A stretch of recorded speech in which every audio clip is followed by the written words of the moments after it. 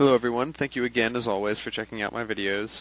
This one in particular deals with debating creationists, and it's going to be divided into two parts. Now the first part is dealing with things that you should not do when debating them, and the second deals with simple ways to respond to most of their common fallacies and problems, and just simply things to look out for that you can call them on. So to begin with, let's discuss things that you should not do when you are debating a creationist.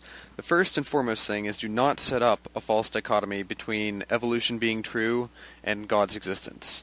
If you do this, you are instantly going to alienate the vast majority of your viewers, and quite frankly, as Mighty Tiny pointed out, so props to him, you're going to play perfectly into creationist hands. Now think about it like this: most moderate Christians don't know anything about science, but they have a firm belief in God. What religious fundamentalist creationists are trying to do is to tell them, hey, you believe in God, so evolution can't be true.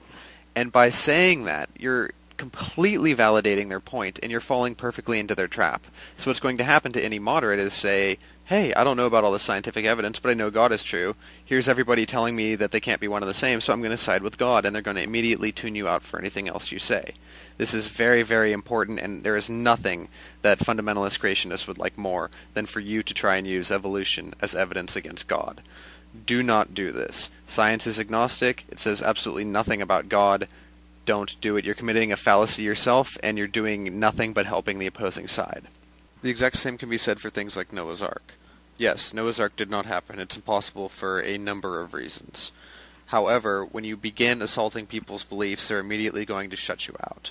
For example, if somebody goes up to you and you're discussing politics, it doesn't matter if they're completely factually correct or not. If they start off by saying, hey, I think Hitler was a great guy, you're going to completely disregard everything else that they say. The same thing goes with any topic, and especially debate. It doesn't matter if you are correct or not. It simply matters you have to get inside the other person's mind or not. And that's the fundamental message that I'm trying to convey to you guys, is being right and making the other person acknowledge that are two completely different things. It doesn't matter if you're right. It matters what you say and how you say it. Don't assault their core beliefs when you're trying to get them on a hinged topic. You're going to completely alienate them before you even get your main point out. Another thing, please stop invoking Darwin when you're arguing with creationists. They don't understand how science works, and they don't understand the difference between theories supported by evidence and theories supported by a person. When you constantly invoke Darwin and set Darwin up as an opposition as opposed to the evidence, they feel that they're arguing against Darwin. That solidifies their belief that evolution is religion, and it also gives them ammunition because, hey, if we're no longer arguing about the evidence, we're arguing about, their top icon, Darwin, then he can be falsified. In the sense of, we can find character flaws with him, and those will suddenly be valid because, hey, it's not about the evidence, it's about Darwin. Don't set yourself up for that. Make it about the evidence. Whenever we're talking about cells, we don't talk about Schleiden and Schwann. We just ignore it and we talk about the cell theory. Do the same with evolution. Don't give them a target. And one last bit of advice that I've gained in my years of debating with creationists is they'll oftentimes post a wall of text or link you to some Kent Hovind hour-long video, in which case, quite frankly, it's the same stuff over and over and over again, and it's just pointless to spend forever long refuting it and then have them never come back.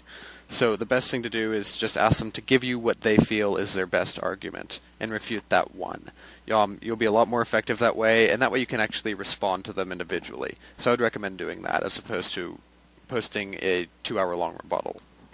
Okay guys, I'm actually trying to keep my videos under 5 minutes. Just want to test something and try something. So the video response to this is going to be where the conversation continues, and that is I'll discuss what creationists will often do, and their logical fallacies and factual inaccuracies that you can basically call them on and completely obliterate them when you see them do these. So check out the video response to this, which is where this will be continued.